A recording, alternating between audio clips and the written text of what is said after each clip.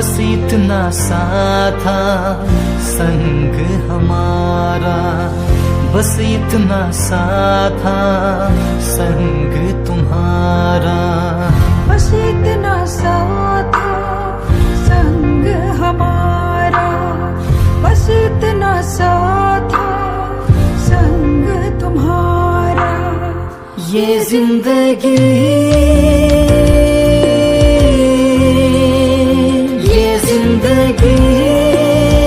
जहाँ भी ले जाएंगे यीशु रहे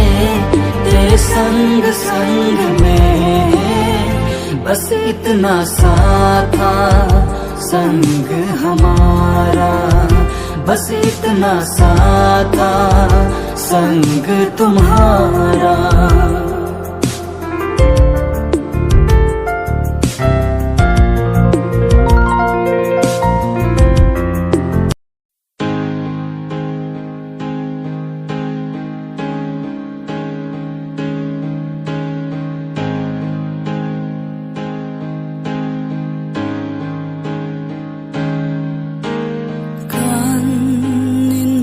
Kanin to le ma zong ba thianin min lo lia khu se a thara vin min shwai ro se kan in hu kanin to le ma zong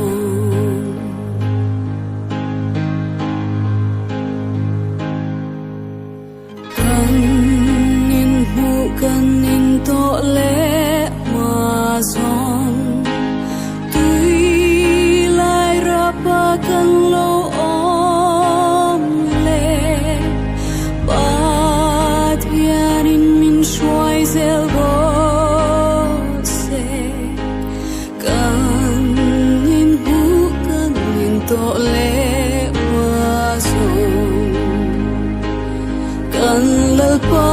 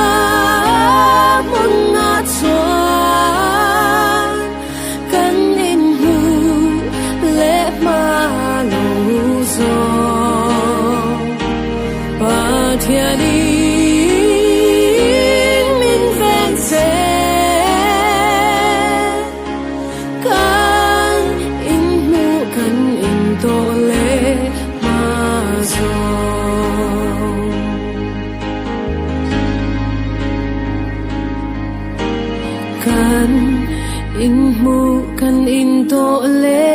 ma zong hi na bo kan lo to kher le pa thiarin min ne sakro se kan in mu kan in to le ma zong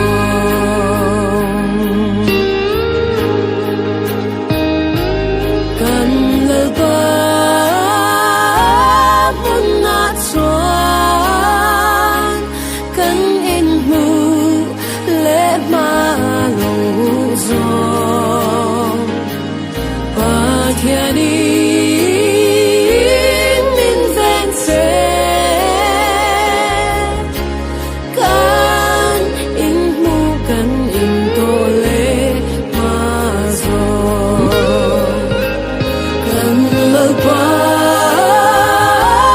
punatuan kan inmu le maluson patianin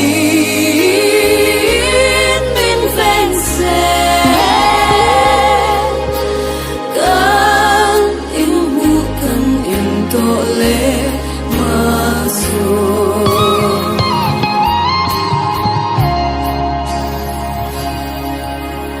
kan inmu kan into le masuk